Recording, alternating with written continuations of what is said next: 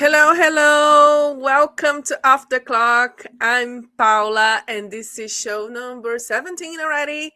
Welcome, everyone. This is the show where job titles take a break and real conversations steal the spotlight.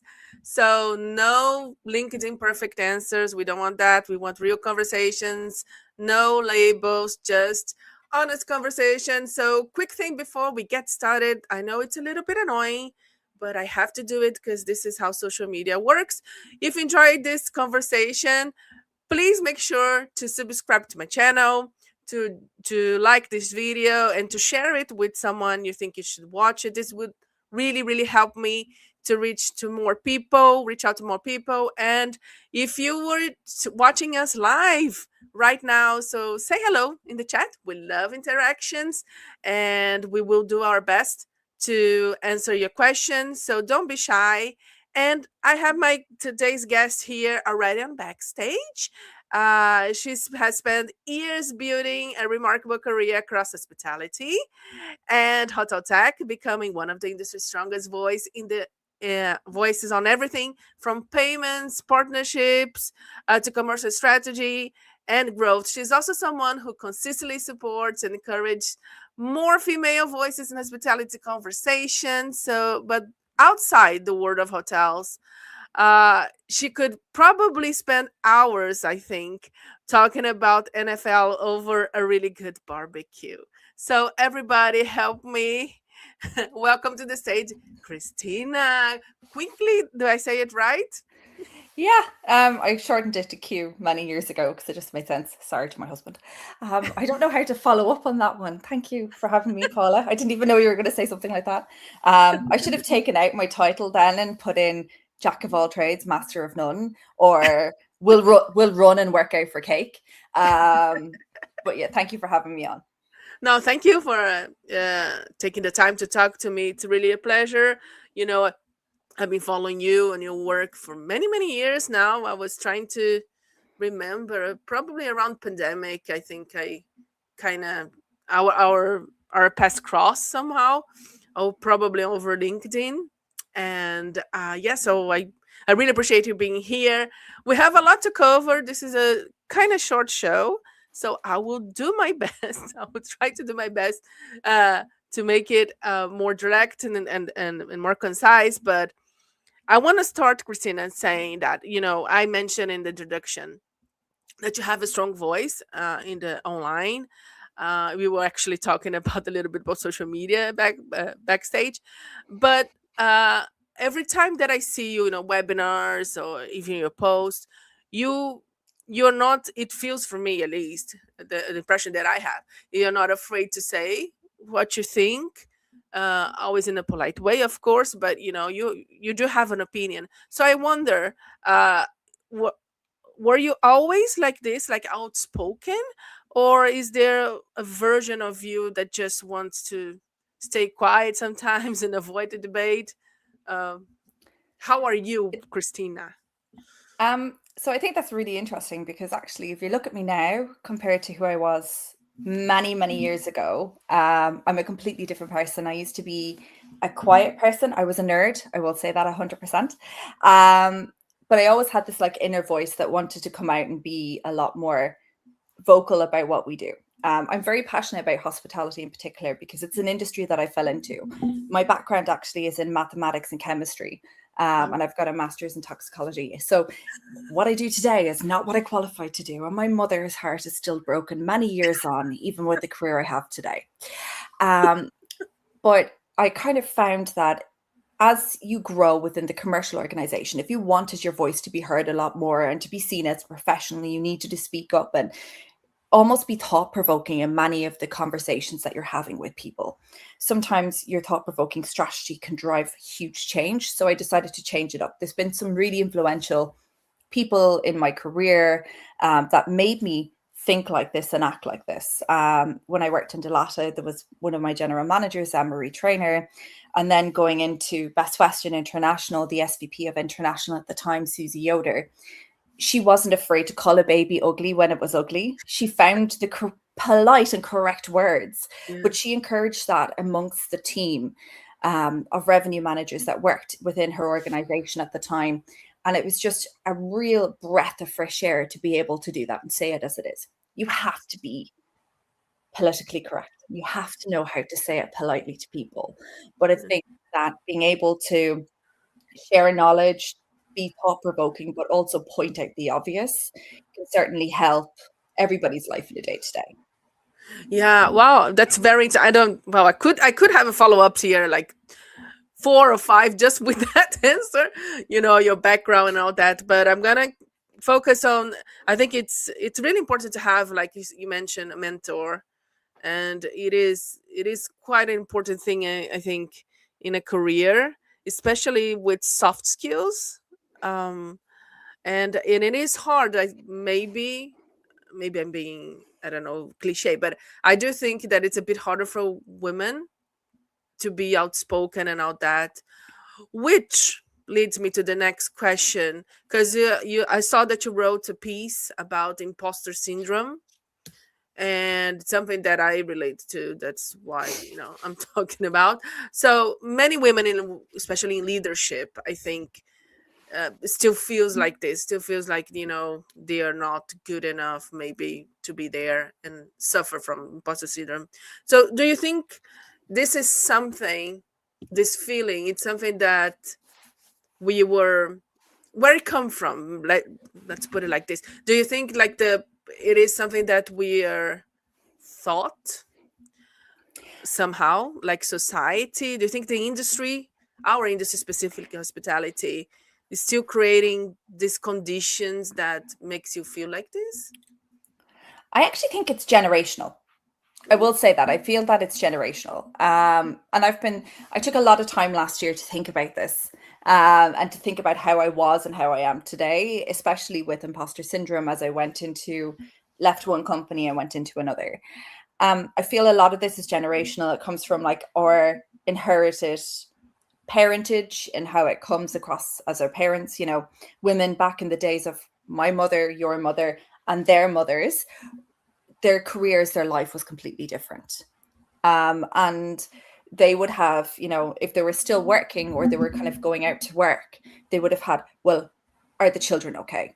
Is the food on the table? Is my husband okay? Is the washing done? And we have that on a day-to-day basis, even now.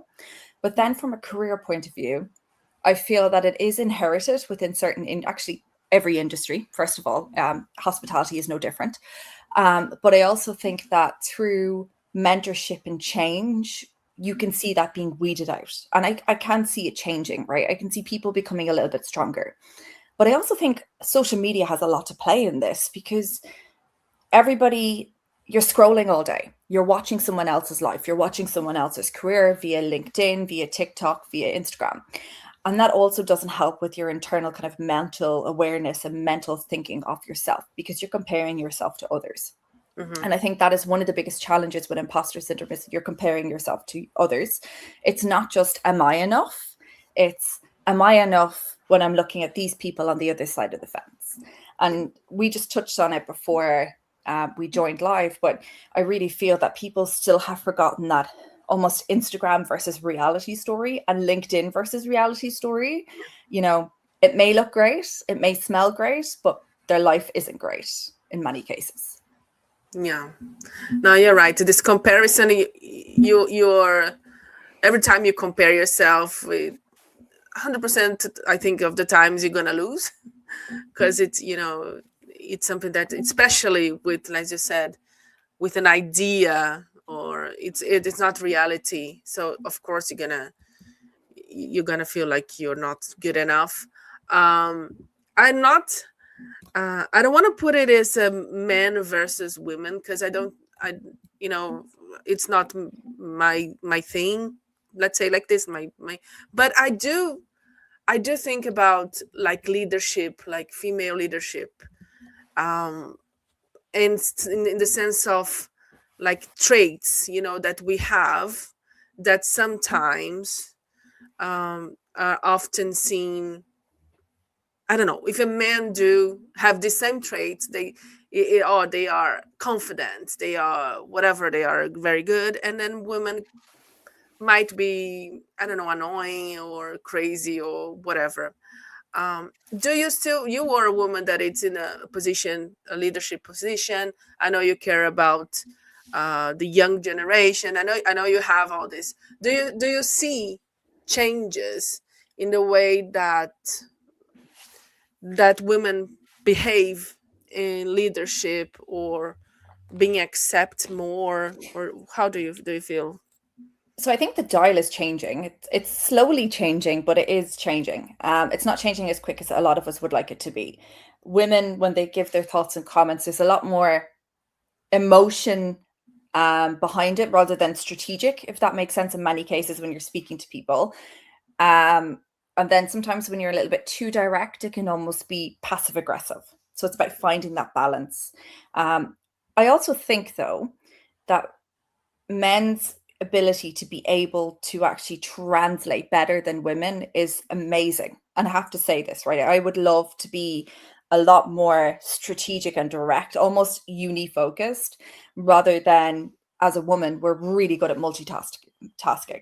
And if you talk to anyone in the world in leadership, you'll find that that's a very common trait across women. And I just feel that we just need to strengthen one or two areas to be able to be a little bit more. But at the same time, I feel that, especially where I work in Journey, there's a lot of female leadership and female senior roles within the business. Simon, the CEO, is always actively encouraging women within the business to step up. And I think it's about the education piece that comes from within companies to allow women to step up, develop, and grow. And that includes strategic planning, bringing in business mentors and business coaches from external to help people be able to do that. And that's something that we've been working on in Journey, and other companies I've worked in the past have been doing. And we're making sure that it's an inclusive product for everyone, because at the end of the day, everybody deserves a chance to grow. Yeah, and yeah, I completely agree. And you were mentioned before too. We're talking about leadership now, and you mentioned generation, and just came to my mind now that I was reading a study, something saying that the younger generation, one before after us, they, regardless is a woman or man, but they don't want to be a leader, and they don't want to have higher high job positions anymore, because they see how bad their parents, like the life, like why I want to be. Do you think we fail in that balance? They talk a lot about balance, newer generations, life, and life in professional. And do you agree with that view of maybe our generation got a little bit too much focus on career? I will say that we are actually, again, it's a generational thing, Yeah. right? So, in a lot of cases, a lot of people today, myself included, some of our parents didn't get to go to university and didn't get to, partake in a lot of different things, and had middle class jobs, if you want to represent it that way. So, they've always ensured that we, as the next generation, were educated, were able to go to university, had every type of experience necessary. And then when we went out into the world, because we were almost, encouraged to be the best of breed, the best in school, the best at education, and that you were given this gift, so use it at every time. We've used that to scale within careers. And I will always say that I came into a career that I was never, or an industry or sector that I wasn't qualified to be in. And I kept saying, I can do better. I can be better. I want to be the next level, the next level, the next level. And it's just about that kind of, as people, that some people are very competitive by nature. So we always want more and more and more. The younger generation that are coming in, I think they've seen us go, and they've seen parents in particular be workaholics. And I will be the first one to say I am a workaholic. I'm very passionate about what I do. And my stepdaughter has 4 parents, 2 parents on either side of the fence. And she has strategically said she doesn't want to be like any one of us, which is hilarious. But it's one of those things where they are very much focused on their balance. She likes being able to switch off. And even some of the people that I work with today, I absolutely love their ability of being able to switch off. Whereas for me, my mind is just constantly going, wondering how I can innovate better, how we can do better for payment and pay ecosystems across the world on a global scale. Not just what we do, but the bigger picture thinking. How can I revolutionize it? And how can I revolutionize travel hospitality? I think that's something that when you're passionate, you're just focused 100% on. I think the younger generation have so many different passions that they're able to switch between all of them to kind of create that fine balance. Yeah, yeah. I think it's a very interesting. I see you probably, well, you now you don't see, because I was gonna say you probably see on Instagram, but now you don't. But have a lot of videos about when you hire. I think it's Gen Z. I don't even. I'm sorry, I'm horrible with the nomination or whatever the name are, and they make fun of it because they don't want to work or whatever. So yeah, it's funny. And I think that's a very unfair misrepresentation though as well, because like it's just because their values don't align with us that we see them as individuals who don't want to work. But then you see this revolution of digital nomads. And when digital nomads first spun up back in 2015, we were all in awe of them as it was today, being able to work away, create careers that are built around creating content or helping like certain countries actually develop to welcome more international travelers or whatever. The younger people are just like that. They want to be able to actually do their activities in the morning, do a few hours work, do their activities again in the afternoon, doom scroll if they want, but they want to be able to actually have that proper balance. And I think that should be encouraged because, again, you get a lot more out of your employees rather than having them chained to a desk for 8 hours a day. Yeah. And no. NPS scores are really important as well when it comes to employee satisfaction.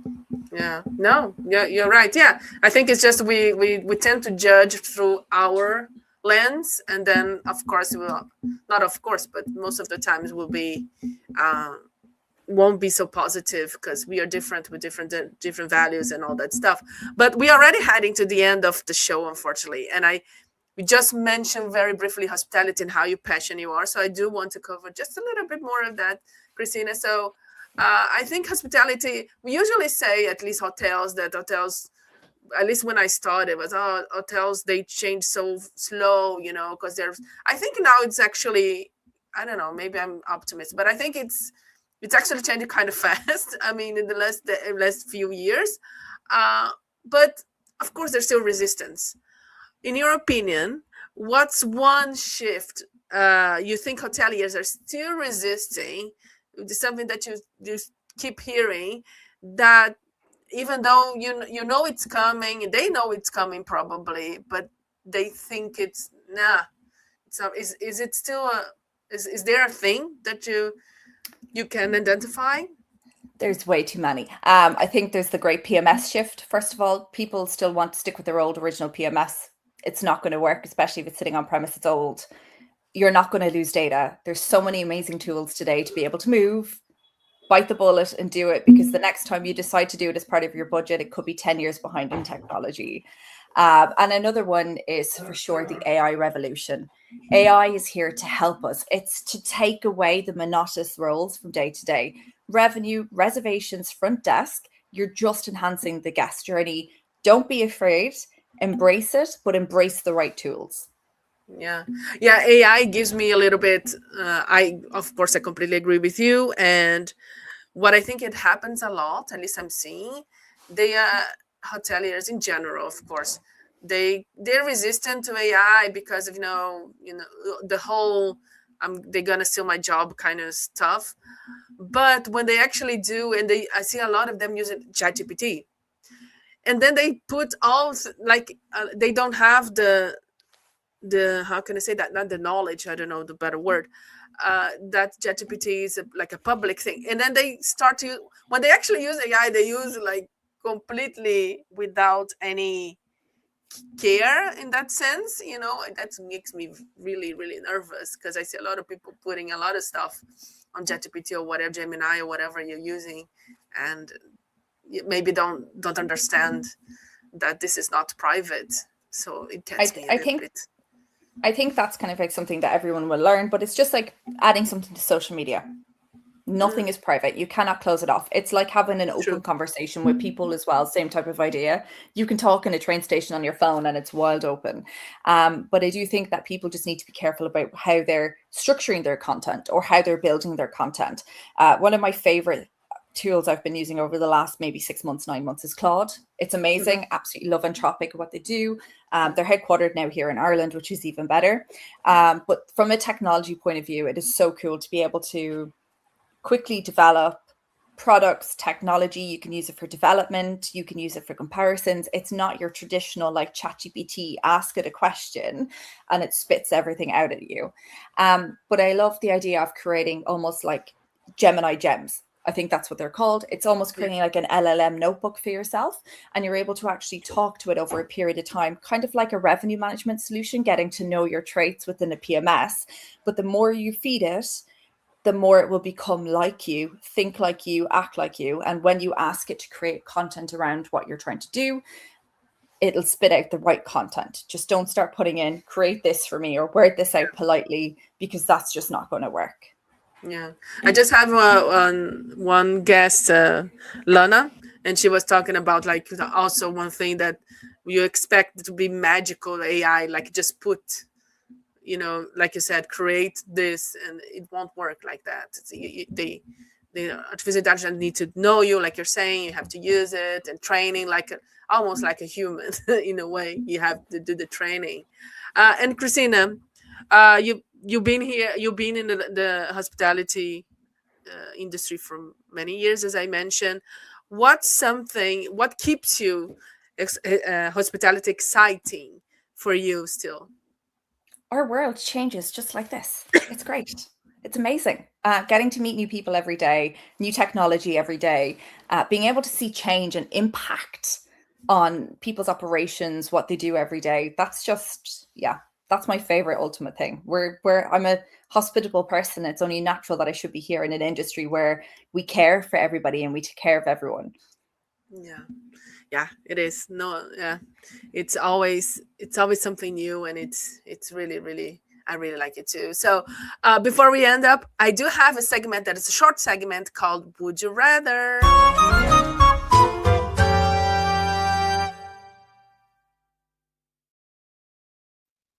So would you rather, Christina, and for everyone here that is watching this and don't know yet, I'm gonna present you two situations or two things. You have to pick one, the one you prefer. You don't need to justify. You can just say the answer. If you want to justify, that's okay too. Up to you. Sorry. So let's do this. Let me put it on the screen here.